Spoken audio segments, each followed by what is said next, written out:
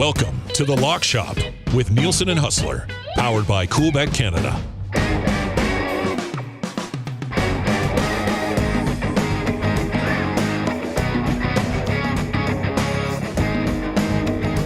Hello, and welcome to The Lock Shop. Thank you very much for being here. Dustin Nielson with you. That's me. I'm one of the two regular, I would like to say regular, but I've missed some shows. Regular co-hosts of The Lock Shop. Hustle will be by here shortly as well. Nice night last night. If you were riding with us on a bunch of things, the NHL partner parlay hits, obviously the For the Community with Winnipeg and Edmonton hits. We were even on the Bay in the TGL, and we're going to break that down. Pat's going to join us around 11:30. Hut's going to be by right away. We'll get. I liked the TGL last night. Like I said, I think golf fans will like it. I don't know how much I'm going to be betting on it until I get more of a feel for it. But I think golf fans will like watching it. It's a good way to connect with some of those stars on the tour, see them loosen up a little bit. I don't know if non-golf fans all of a sudden start watching it because of the format or anything, but I think it delivered on what I was expecting. Maybe I'm wrong, but I liked it last night. So we'll get into that. We'll talk about that a little bit. Pete Greggy, Sony Open. It's our first official golf episode of the year, so we'll give you our best bets for the Sony Open, build a little parlay there. 4 games in the National Hockey League tonight. We'll certainly get to that as well, and a huge game in the association tonight. I know we haven't been betting much basketball lately, but this is a big one. You've got the 31-4 Cavs versus the 30-5 Thunder. They've won 15 in a row, and they're dogs. Think about that. They've won 15 games in a row, and they're underdogs tonight on the road in Cleveland. I think the last time I checked on it, the Cavs are 2-point favorites at home tonight, and I think I'm on the Cavs in that game.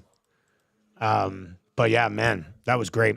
Duck Dad, I love it. Duck Dad's in the chat, says the Bay absolutely on fire, ahead by 3 holes at plus 200. I remember that.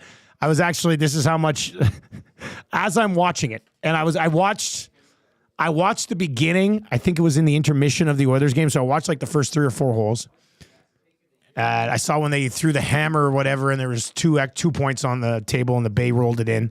Auberg, I think. And then I caught like the last 4 or 5 holes after the game, and I'd put the kids to bed.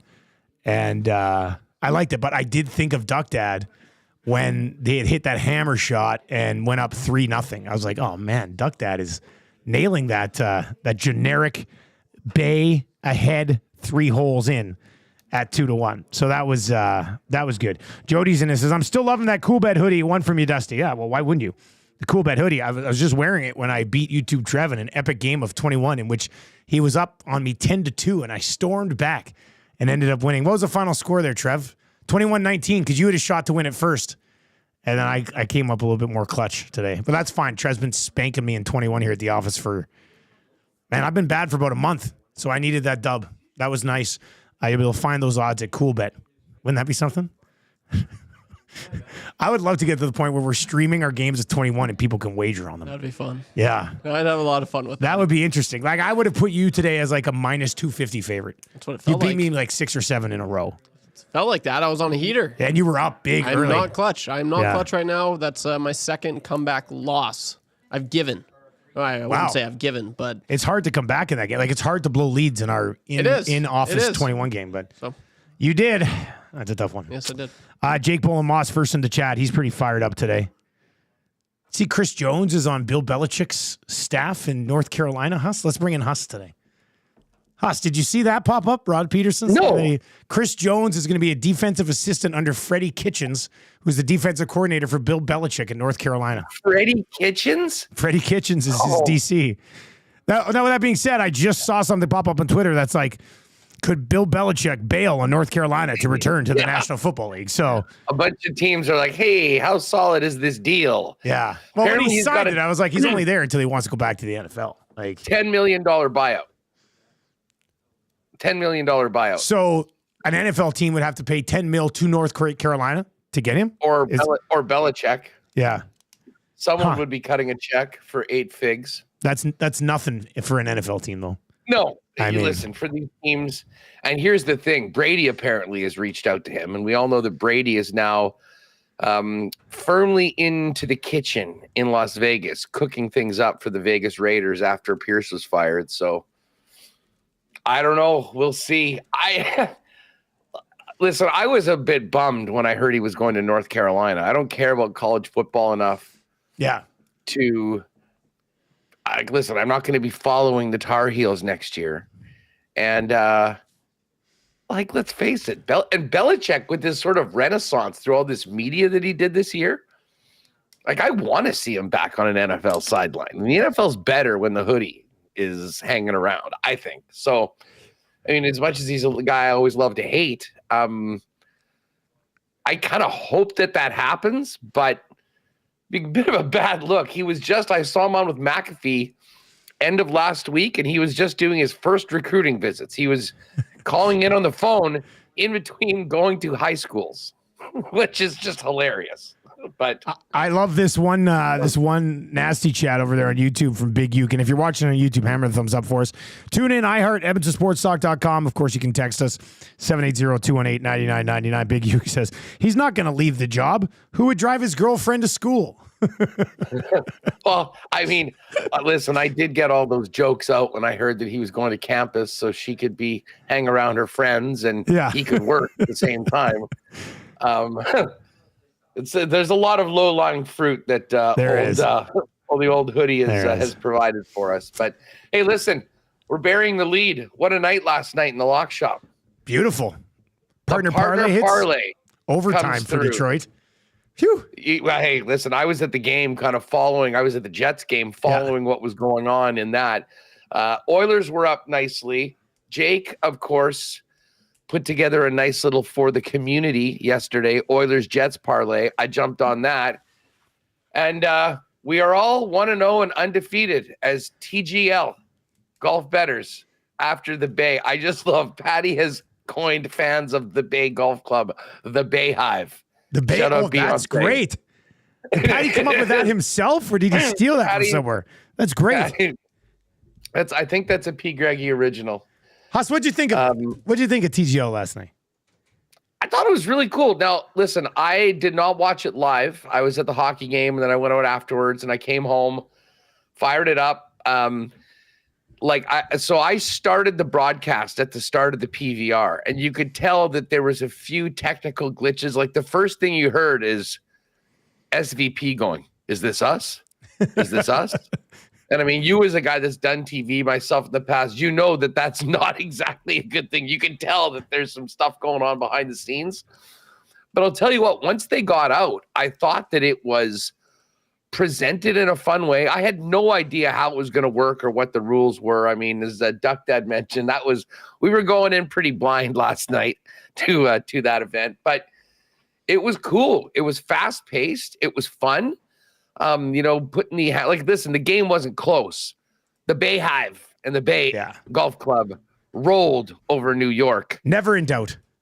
But I think some of these rules, like with the hammer and the challenges, those sort of things, I think, in closer matches, it'll actually make for some really fun viewing. And listen, the scene in that SoFi place is incredible. I heard that they were getting paid actors to come in and be fans. I don't know whether this is true or this is Lidbot spreading the news on that. The worst things on the internet today. It's not like all the New York golf fans had flown across the country to support New York in their first game. I mean, it is something new. But at the crux of it, having those guys, having them mic'd up, having them play something that's a little bit more fun, totally team-centric. I mean, this isn't like where they're all playing their own balls and then they just add their scores. Bottom line, it was very different. Yes. It was unique, and it was fun. And they had some good guys in there. It'll be really cool to see when Rory and Tiger and their teams are out there. I think that's going to take it. And, originally I'm like, oh, what a miss not having Rory and Tiger's teams go first. But as I watched it last night, I'll actually walk that back because I think having not the biggest superstars play in that first match kind of made it more about the league, the format. What are we watching? In addition to having some great players with good personalities and there they too. And they still mixed in Tiger and Rory, right? They were popping up all the time. Absolutely. Yeah. Both of those guys, seeing Rory and Tiger do those interviews made me feel really old. Like, Tiger's got some rings Rory's on the tree great. now. Like Rory's got great. That's It drives. what I'm saying. I couldn't we believe it. remember Rory as this precocious little 15, 16-year-old. But anyways, I mean, listen, this isn't going to. Okay, now Rory's just 35. He's just going gray a little bit early. Listen, he's had a lot going on the last couple of years between this live stuff, the PGA Tour, the wife, the baby, the missing a putt to win the U.S. Open. I mean, all of these things have really taken a toll on old Roars. I love the guy, though. I hope he does well. Would love to see him win another major at some point this year. But I'll tell you what, I think it's a really cool way to kind of get because, like, let's face it, golf is notoriously stiff. Well, we don't like in the last couple of years. I think CBS has done a good job of, sometimes they'll get guys to agree to put the mic in and do the on-course walk and talk, like that's added to it. But this is a very different atmosphere. And listen, just over 2 hours, Huss. So cool too. Just over 2 hours, 15 holes. Bang, bang. Like I think that's the ideal time for a sports viewing experience. I think 2 hours in and out, great. I wasn't expecting much from it, but I really enjoyed it. I'm definitely going to watch again, and I'm excited to see Tiger play. Like, this thing is set up so Tiger doesn't have to walk, and we can still all watch him play golf, and they can make a ton of money off of it. And I'm excited for that. Like, I'm excited to see Tiger out there rolling in a putt to win the 15th hole against the Bay. Like, I'm kind of in. I like it. No, listen, it's going to be fun to watch. And hey, we're getting into a real dead zone. And lucky for us, I mean, we're all crazy on hockey and there's tons of pucks. But I mean, I was thinking about what life is going to be like on just our shows during the 2.5 week break for the Four Nations Cup. Yeah. Obviously, we'll be talking a ton about the Four Nations, but the NFL is going to be done. CFL won't be happening. Baseball's not going on. CFL free agency will be happening. That's right in the window. That's true. That's true. And I did inquire, by the way, after our conversation yesterday, expect to schedule relatively soon. Okay, because I heard I heard an hour ago, not coming this week, not coming next week. Okay, well, yeah. By imminent, I didn't think we'd get it this week. I thought maybe next week, but yeah. I don't know what the holdup is. It's coming out a month later than usual, so whatever. Yeah. We'll get our CFL schedule at some point. But yeah, so do we know what the schedule is for this TG? Like, how often are we getting these matchups? Like, I have not looked into the actual TGL schedule. Like, well, you know where the best place to find the schedule is? Coolbet.com. When's the next game? Okay, so yeah, we just have the totals. And the Bay have moved from the bottom of the board all the way up to plus 340 to win. Los Angeles, very, very tight with the Bay, Boston Common, and LA. But let's see here. Okay, TGL. here it is. I've got it here. So Tuesday, January 7th, that was last night. Then they're back next Tuesday, the following Tuesday, the following Monday, the Tuesday after that. Then it's Monday, Tuesday, back-to-back, followed by Monday, Tuesday, back-to-back, which is in that window that you were just talking about, us, in mid to late February. So you get TGL Monday on February 17th and on the 18th, then on the 24th and the 25th, and then the 3rd and the 4th, and then the 17th and the 18th, and then the 24th and 25th. So, man, we got triple header on Monday, the 17th. Oh, 6, 7, and 8. That's President's Day in the States, and that's Louis Riel Day here, whatever you guys call it, or Family Day or whatever in Alberta, whatever. It's the provincial holiday. And Atlanta is going back to back. So is the Bay. On LA, and then our guys at the Bay, and then they finished off with the Bay and Boston. And then another doubleheader on Monday, February 24th, which is good. So essentially these Monday, Tuesdays, which are often very quiet days in hockey, Mondays trying to jump in and take a little piece of that TV viewing pie and expose the golf at the same time. And it's funny, this is all around a bunch of other golf that they'll be playing. Like during the Rory interview, like he's on Boston, so they're playing on the 27th because next week he's teeing it up in Dubai. where he always plays. Yeah, that's why I was wondering how much we'd get of this, just because they all have their regular schedule still. So a good commitment from these guys.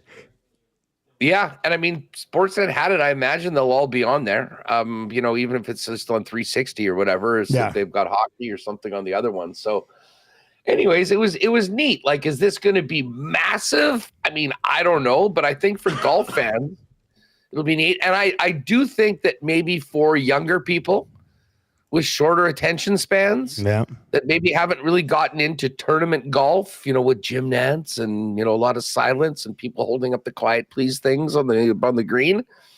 This is a little different. It's a lot more video game like, which I think young people will like. And as I said, the technology really, really cool. So I'm here for it. And I look forward to going 2-0 in the lock shop with our selection for next week's game. LA, Colin Morikawa and crew versus the Jupiter Lynx squad led by Eldrick Tiger Woods. Who else is on Tiger's team? Did you lay that out yesterday?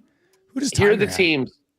The teams on Tiger's team is Tiger Woods, Tom Kim, Max Homa, and Kevin Kisner, who will be hilarious in that. Also, by the way, and we'll talk about this with Patty when he joins us, Kiz named vice captain of the Ryder Cup team. And I think that could potentially turn into being captain if Keegan Bradley qualifies for the team. I'm not sure whether he would play and be the captain. So, listen, Kiz is one of the great characters in all of golf. This sort of thing was made right up his alley here. Kevin Kisner. So he's good. So that is that's Tiger's team. And then the LA team, which I know has Morikawa on it, is Morikawa, Justin Rose, Tommy Fleetwood, and Sahith Theegala. So they got 2 California guys in there and a couple Aussies. I guess the other team, Rory's, the Boston Common team, that's McIlroy, Keegan Bradley, and trying to think of who the other Boston Common Golf. Those 2 guys. And who was the rest of the team? Oh, Adam Scott and Hideki. Ooh, geez, that's a good team. And that's why they're right up there. And then who have we missed? The New York, we got them. Oh, and the Atlanta Drive. That's JT, Cantlay, Billy Ho, and Lucas Glover. I love the fact that there's a shot clock in this. Yeah, I knew you were going to say that when you mentioned. Let's see how Patrick Cantlay deals with the shot clock. As soon as you said that, I was like, oh, he's going after Cantlay. I knew there was a Cantlay comment coming. Matt at the Garrison over in the nasty chat here on the Lock Shop today says, the winners of the 4 nations will be awarded the CFL schedule. that's what we get to see it. I think that's a good one. We've been having a lot of fun with that on the Nielsen show, joking who has the schedule, where is it hiding. That's been good. All right, Hustler, we got Pat. Yeah, go ahead. Yeah, well, I was just going to say, Patty's going to come up, and I know we'll get to golf. Let's get into the hockey coming up. We'll get his thoughts on that. Last night, I just need to tip my proverbial cap to a living legend, Connor Hellebuck. Man, 300 wins, the 3rd fastest goalie in NHL history to get to 300 wins. Andrei Vasilevsky, Jacques Plante. Pretty damn good company. Looking for a 3rd Vezina. I maintain if he stays at the top of all the goaltending categories, he should not just be considered. He should be the favorite for the Hart Trophy. And I'll tell you what, the third thing that, is going to, will truly define his career is whether he can finally get over the hump and win a cup. We'll see about that. That's tough. But man, I left the game last night and it was so cool. Like it was it was like minus 20 outside in the middle of an 8-game homestand Tuesday night. Building wasn't entirely homestand? They're on an 8-game homestand in January in Winnipeg. Think about that.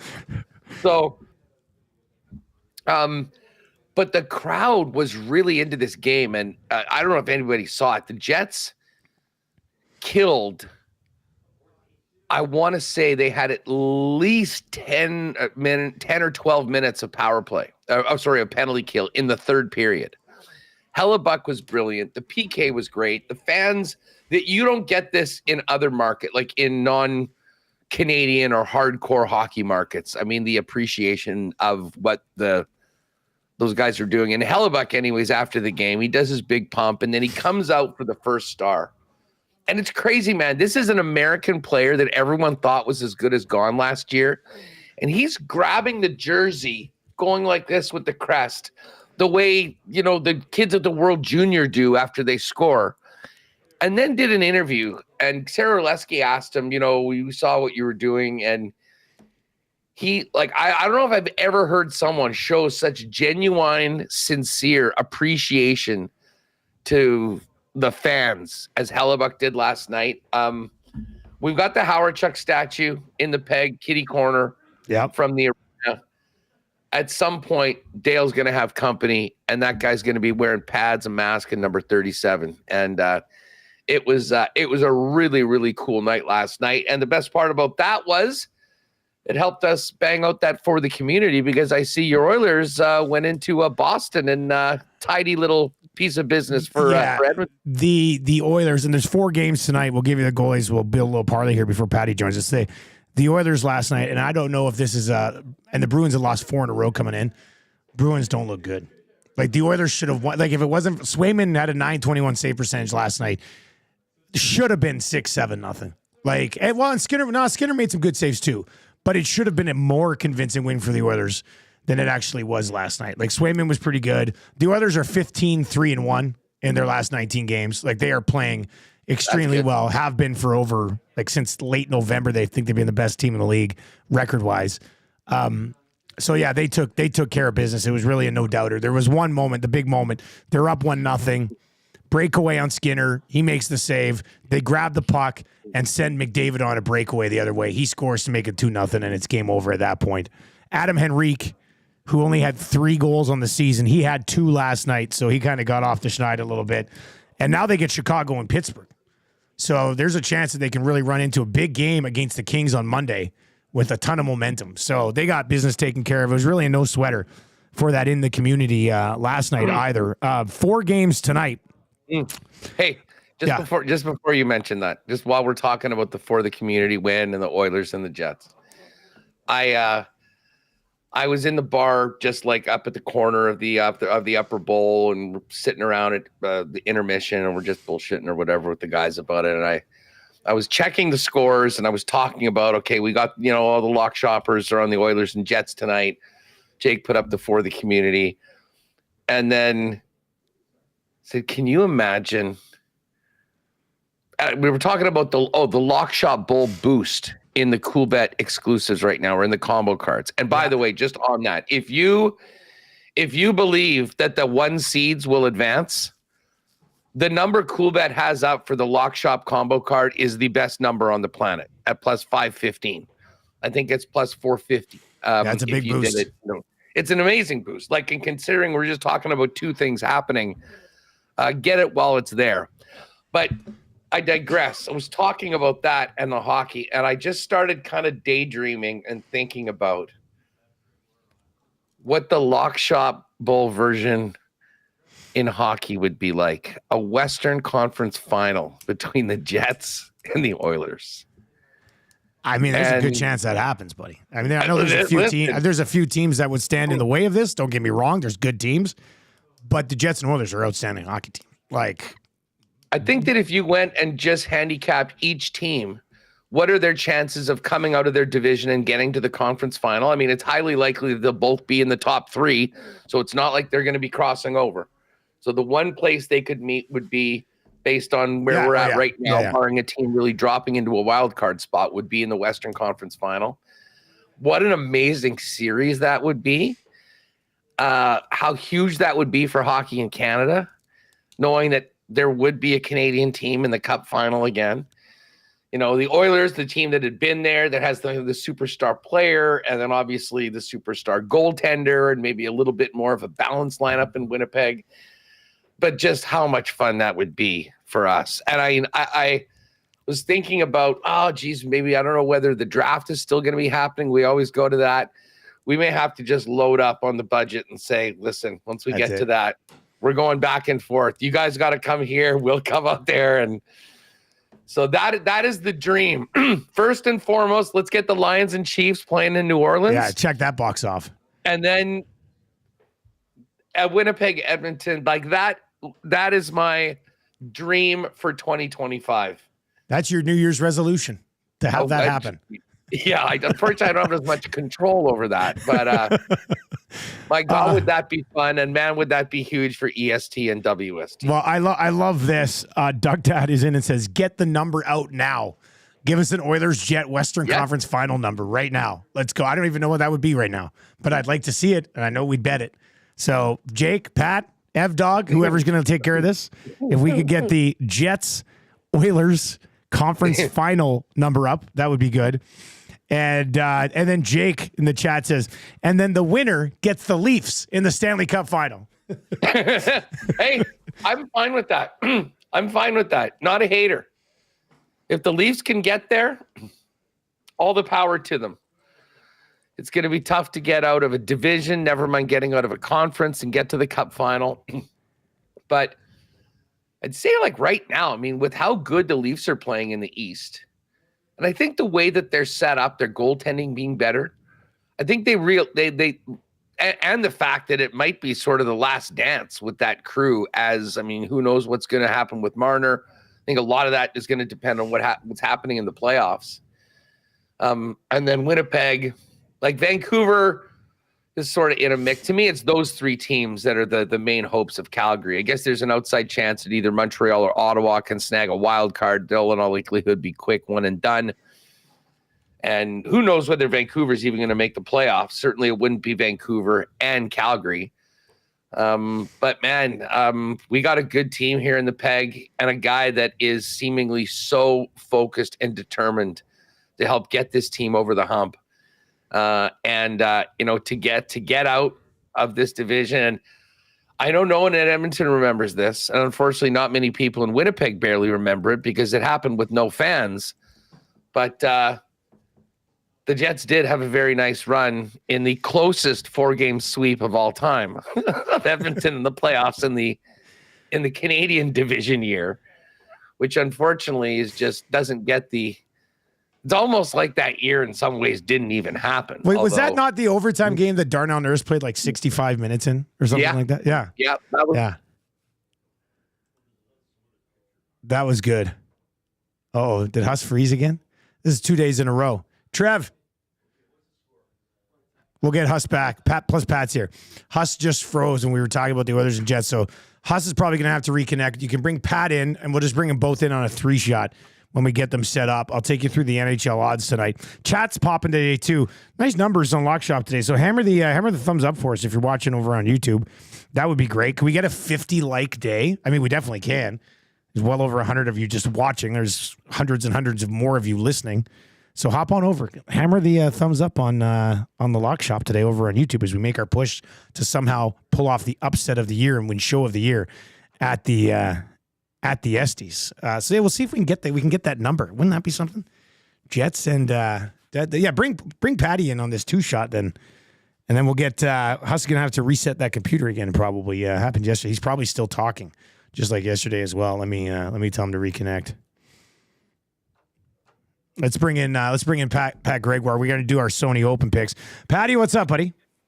Doing good. I couldn't help but laugh. When I was watching yesterday and Huss froze, I was thinking the exact same thing that you were thinking, that he probably was going on for at least a minute. Because he likes to, right? He goes on for a while. So I guarantee he's still talking. Like, and we've seen it before. We've seen that movie play out before. But no, I will see if Ev Dog and the boys can get that number out there, an all EST, WST, Western Conference final. I'm even fascinated on how they put that together. Like if they actually look at some deeper numbers on it, or like that part of the business still it intrigues me a lot. It really does. I'm a part of the business, and it still blows my mind some of these numbers that these guys are able to put together. But no promises. I can't promise that we will get a number, but we certainly will try to get that out there. And it's hard to argue. That would be awesome for the league. It'd be amazing for the network, and it would be huge for these two networks as well. So I'll be rooting for it. I don't love Jake. His comments putting more pressure on this Leafs team to get there. Let's worry about getting out of the first round and then the second round first. Then we can maybe talk. All right, we're going to bring Huss back in. He stopped talking and realized he had to reconnect. There you are. I don't know what the hell happened. I figured it out quite early. I did, but I have not had any issue at any point with internet in, I don't know, 3 years, 4 years. This is weird. This brings me back to my basement days. You know, when we used to be doing Lock Shop from the basement, and the odd time before I got Telus fiber, it would like cause issues. But and I looked over at my modem and it just went red for a minute. And this happened once today during WST too. So I don't know. I'll have to talk to the big tall foreheads at the cable and telecommunications company and find out what the hell's going on. You know what? Our Wi-Fi went out yesterday morning before the morning show for like 20 minutes. And then during the hangout today, it went out for like 15 minutes. So I don't know. Maybe something's going on. This has got to be an Elon Musk thing. That's the only thing I can think of anytime something like that happens. The drones. That has to be it. That has to be it. Hey, look, quickly, Patty, you're here with us. So we're going to get to golf, but we can't just blow past the 4 games in the NHL sked tonight. So, Huss, here's your starting goalies. Vancouver, Washington, Lankinen and Logan Thompson. Colorado starting Trent Miner against the Chicago Blackhawks. Peter Mrazek will start there. Vejmelka will go for Utah. Bobrovsky for Florida. And then the Kings and the Flames tonight. Flames second half of a back-to-back here. Darcy Kemper, unconfirmed at this point for the Kings. Vladar for the Flames. Huss, what are you liking? And Patty, feel free to hop in now here as we build this little parlay. Well, I do like the Panthers. I think they come back. Bob back in the net tonight. They had a day off. Tough loss to Colorado a couple days ago. I think that is where I start. And you just mentioned that Calgary number. That's a tough spot for the Flames playing the second end of a back-to-back. Yeah. The Kings number is big. I don't know whether we want to think of it a puck line or a regulation number for that one, but I do think the Kings, and I think we could maybe get a little more aggressive on than the number we got on the money line. Yeah, I was just looking it up because I just punched in Panthers at -131, Kings at -200 is +165. If we add one of the other two games to it and then get a little bit of boost, it'll still be a workable parlay number. If we want them in regulation. Oh, sorry, I opened up Bet Builder instead. Hang on. What's going on here? 125 in regulation. It goes 125 in regulation. I mean, that's going to change that number quite a bit. The 125. What about the other two games? Is there a third game we can throw in and just leave the Kings at 200? I'll pop in here real quick. Why are the Caps only -182 against the Canucks? Like at home, I feel like that should be closer, like around that 200 number. You guys have talked about it, all-time low vibes in Canucks land, and Jake and I were talking about it yesterday. He keeps forgetting that the Capitals are a wagon. Like he's like, oh yeah, that's right. They're really good this year. They're good. They're really good. They're very good. And they keep winning. And now Ovi's back and healthy and just picking up where he left off. I saw a stat like he's on pace to have it like for a goal per game pace. It's like the best of his career. It's the best of his career so far. Yeah, it's nuts. So at -182, of course, as a straight up bet, I'm not touching that one. But if you're looking to throw something in a parlay, when I saw the odds this morning, I thought close. It would be that -200, not -182. Okay, so I've got it punched in here. If we go Panthers, Caps, and then Kings in regulation, it's +392. I mean, here's the other way we could play this, and I know we had suspended betting against the Blackhawks. Oh no! What are you doing? What are you doing right now? What is this? Who did you say was in net for Colorado? Trent Miner? Trent Miner. Yeah, I never heard of him. Not familiar with his work. Well, why don't we do Kings and Reg? Kings and Reg then. Oh, and Washington just went down to -172 for some reason. Well, that was a pretty abrupt. Yeah, that moved from 182 to minus 172 on spot, which brings the number up to plus 402 pre-boost. So there we go. You know why the Capitals line moved? To keep you away from trying to bet the Blackhawks. They're like, you know what? We'll just go to minus 172. I can't believe you even. Were you really thinking about that for a second, Huss? About betting the Avalanche against the Blackhawks. I thought you were betting the Hawks the way you talked. No, I was like, what are you talking I'm saying about? every time we've done that, Yeah, Florida this year, Yeah, Dallas this year, like the amount, like Chicago probably has like 4 wins at home this season. At least 3 have nuked partner parlays. Oh yeah, Just like a throw in. Let's just stay away. Like, you know, though, if we were to put Colorado in there, Trent Miner would have got lit up for 6 goals on First career 8 start shots. too. First career start. But if we went the other way and bet the Blackhawks, yeah, like we're talking Vezina numbers out of old Trent Miner, Trent Major. They'd be changing his name to Trent Major after the game. I would rather fade the Canucks in their current spot than risk our chances with the Chicago Blackhawks. Well, I was going against say, the Blackhawks. Maybe go like pull out the full industrial piece of chalk and just basically take Avs, Caps, Panthers, Kings all on the money line. Plus 318 before the boost. You could do that, but as I say, I like just considering what has happened this year in United Center. When we have taken a visiting team that should smash the Blackhawks, it has not worked out that well. The fact that we're over 4-1 with these 3 picks, I feel good about them. And if things go well, we'll be paying attention to that late game on the West Coast, hoping that the Kings get it done in reg. That's all you're ever really looking for. Having that last game means something. So hopefully we can get that tonight. All right, Patty, before we get into Sony Open, what'd you think of TGL? I loved it. I thought it was an awesome product. Of course, Huss kind of brought up some of the technical glitches that were there. I kind of thought there would be a lot more statistics and some of the analytics, and I thought some of the tech that you would see, like balls, like more than just what we normally see on a broadcast. Again, maybe more will come along. But all in all, like I think if you had to give this a letter grade, I would have given it like a B+. I was enjoying it.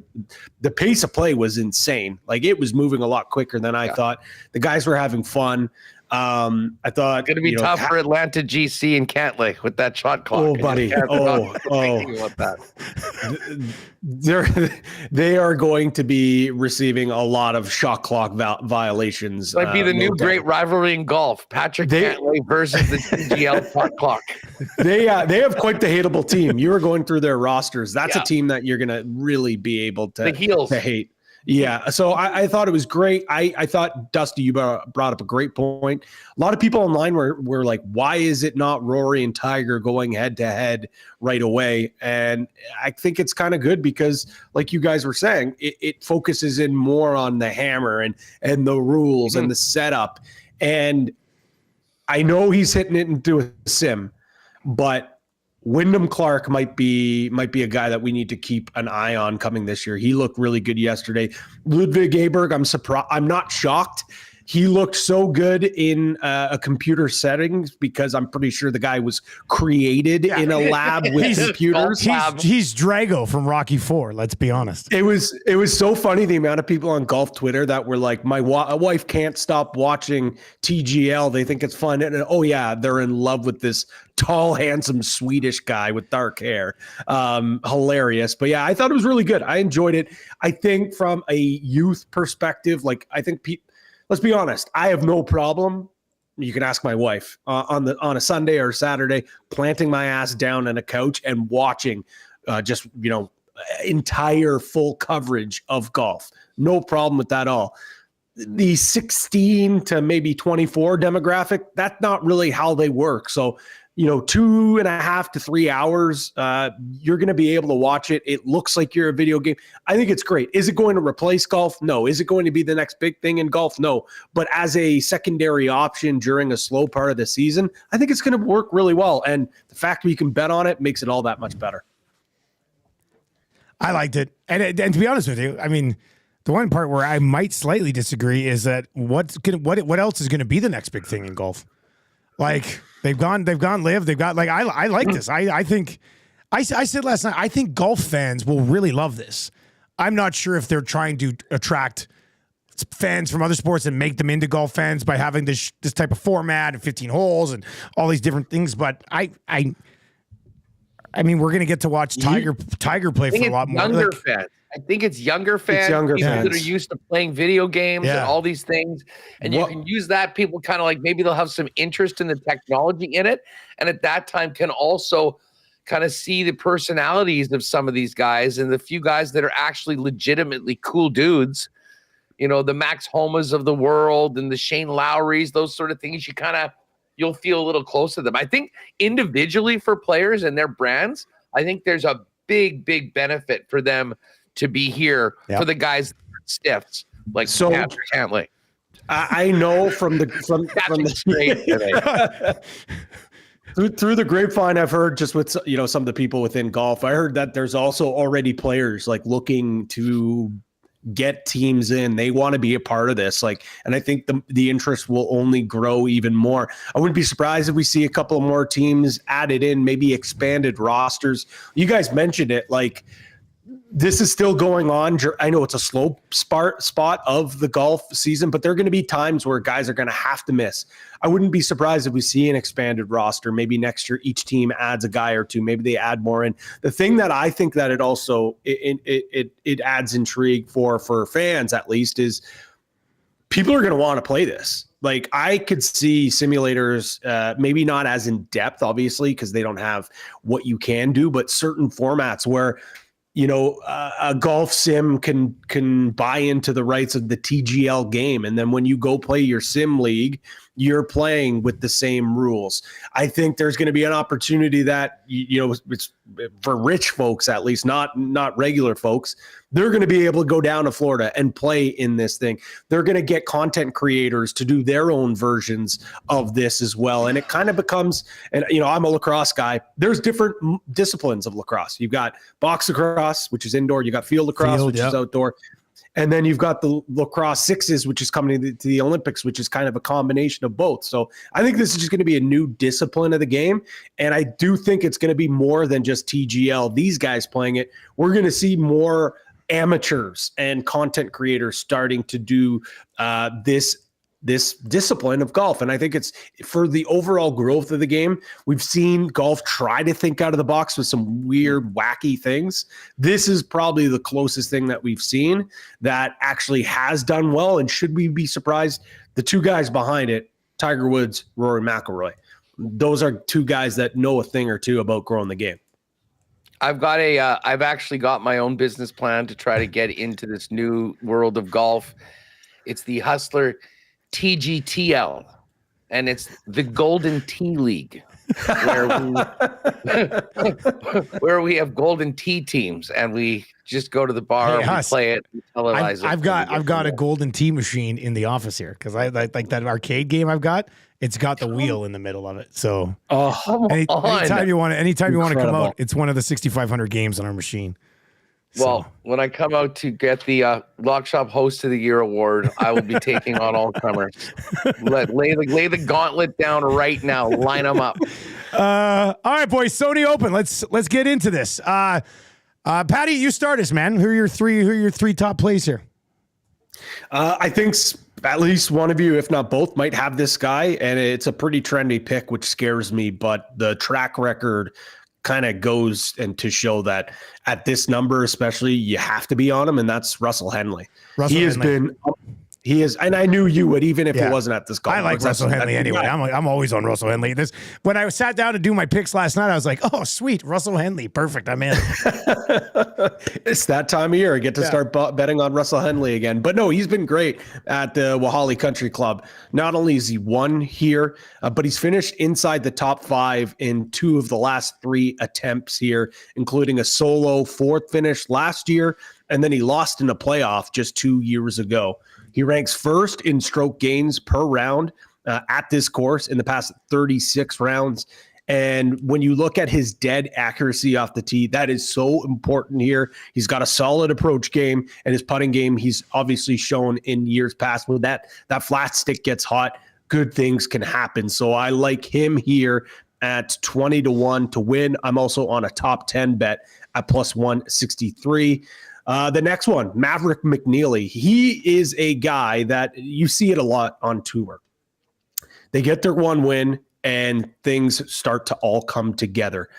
And I think we might be on that trajectory with Mav here. He won the most recent tournament before last week, I guess the RSM in the fall, and then he followed it up with a T8 finish. This is a guy that, has always had all the raw tools, the raw ability, but hadn't been able to put it all together. So I really think that he's a guy that has another opportunity to win here at 25-1. I also like him in the top 20 at plus 110. As mentioned, course history is important at this place, and he's got some pretty solid course history. Made the cut in 11 of 12. Has not missed the cut here in any of his appearances, and 11 of his 12 rounds here have been in the 60s. He's finished, I think his highest finish 2 years ago was 7th. So, he's got some of the best short game in all of golf. He can really mash it off the tee, so that blends really well for this golf course. So I like him 25-1 plus that top 20. And then last but certainly not least, another trendy pick, but I really like him.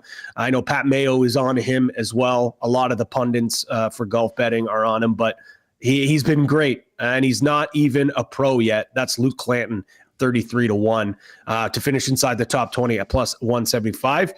This is a guy that has only started in 8 PGA Tour events, fellas, and he has 4 top 10s already.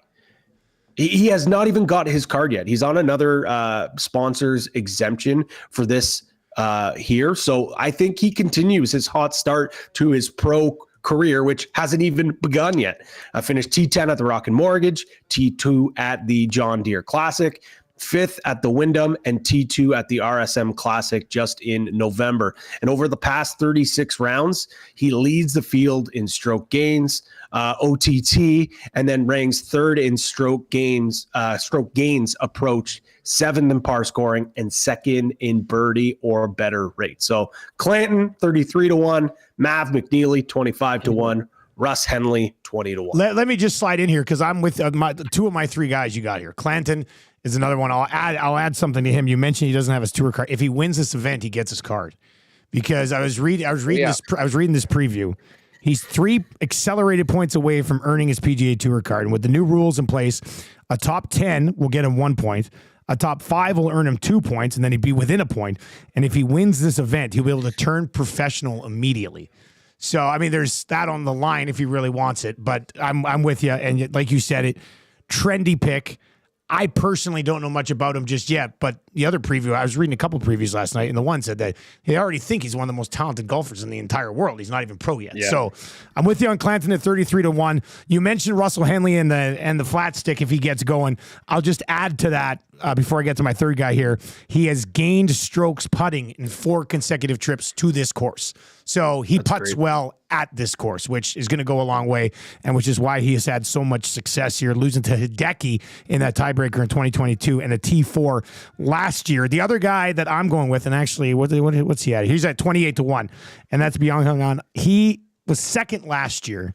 He won at the end of last season as well, and he had 6 top 10s worldwide last year. So, and 3 of the last 4 guys, I think, to win this tournament are Asian. So I'm going to keep that in the mix here as well with him and continue that trend. So he's at 28-1, Henley's at 20-1, and Clanton is at 33-1. Huss, where are you at? You know what? I was just looking back at previous results of the Sony Open. I just got to mention, kind of takes you back when you look at last year's leaderboard and realize that Grayson Murray won this tournament and then took his own life just months later on. It was kind of heavy to kind of look and look back to see his name there. Yeah, it was nuts. And I mean, that ended up being a playoff. And to be honest, I think I'm going to go back to those 2 guys. You mentioned Benny On, who's there.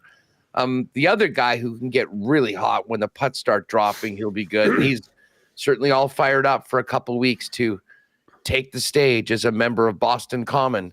But that is Keegan Bradley, and Bradley's got a lot going on right now with the obviously announced Kiz is the vice captain for Ryder Cup. But I think Bradley is the fact that he's the captain is just such a weird thing.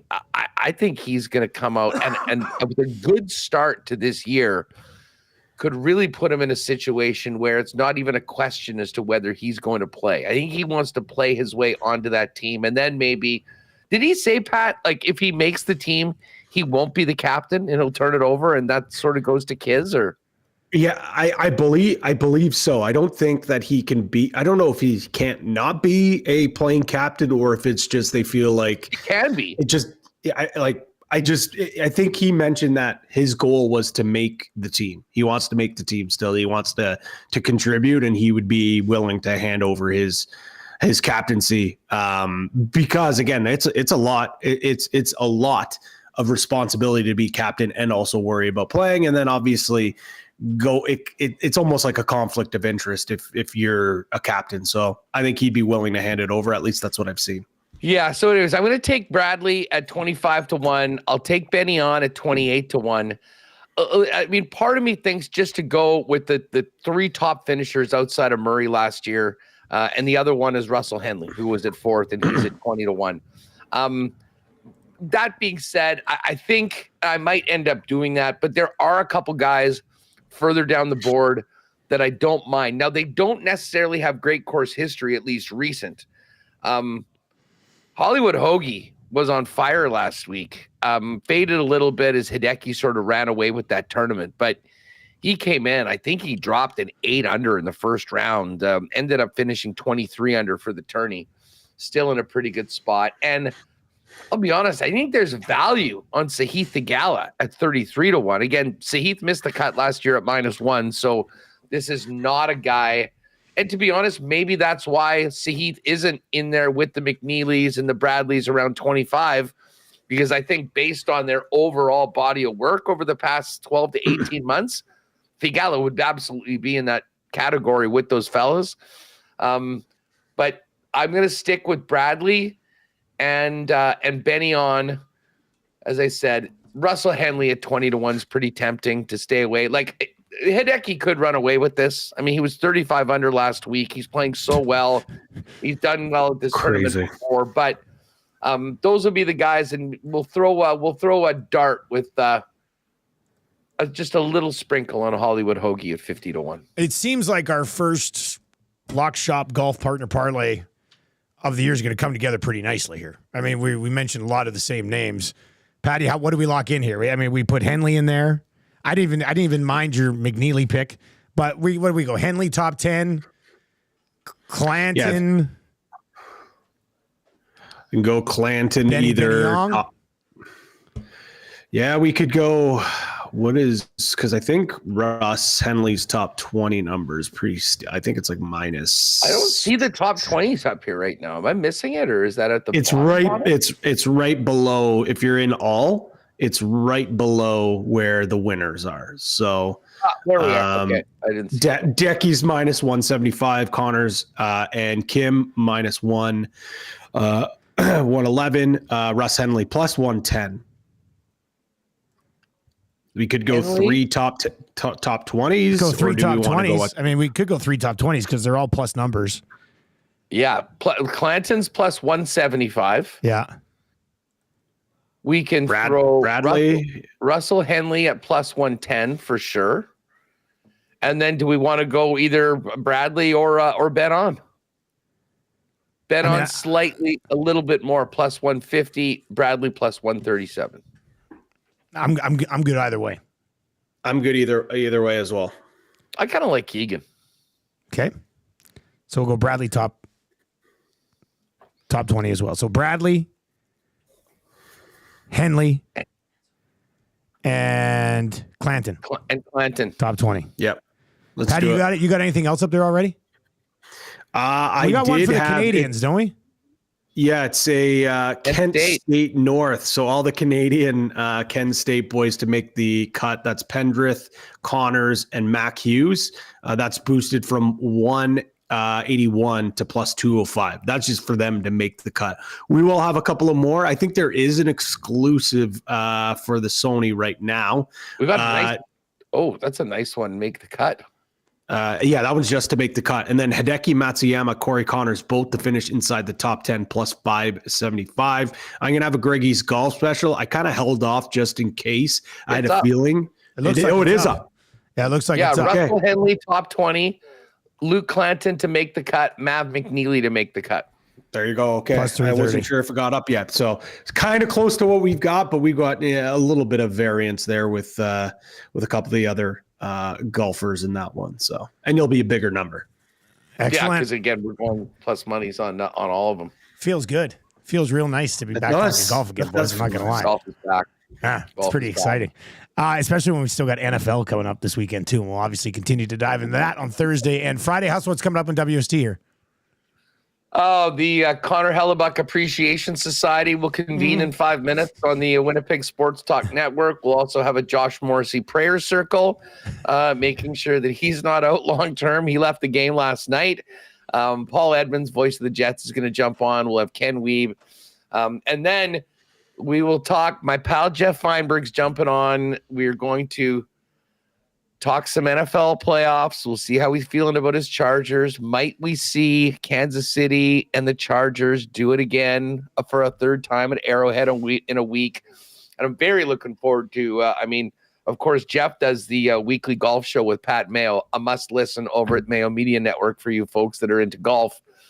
I'm interested to see what he has to say about TGL. So we'll also get into a little bit of golf, but a bunch of football talk. But a lot of Jets coming out of last night's big win. Connor Hellebuck making history, and the Jets finally getting a win. It was tough times around here, guys. They had the win on the 30th, lost on New Year's Eve to the Avalanche in the second end of back-to-backs, lost an OT to the Ducks on Thursday, lost at home to the Wings on Saturday. Vikings lost. There hadn't been very many wins for fans around here, so that was a big one. The vibes will be high, and if you want to hear us talk about the best goalie on the planet for a couple hours, feel free to join us on Winnipeg Sports Talk coming up at the top of the hour. Excellent. Edmonton Sports Talk. We got the oil stream starting in a couple of minutes right here. So if you're listening on TuneIn or iHeart or at EdmontonSportsTalk.com, stick around. Small dose of Whale and the Wolf oil stream fired up to break down that Oilers victory yesterday. If you're watching on YouTube, hammer the thumbs up in the lock shop and then turn on autoplay. That'll take you right on over to the oil stream. For Patty and Huss, I am Nielsen saying thank you very much for joining us in Lock Shop today. Best of luck tonight, and we'll talk to you tomorrow.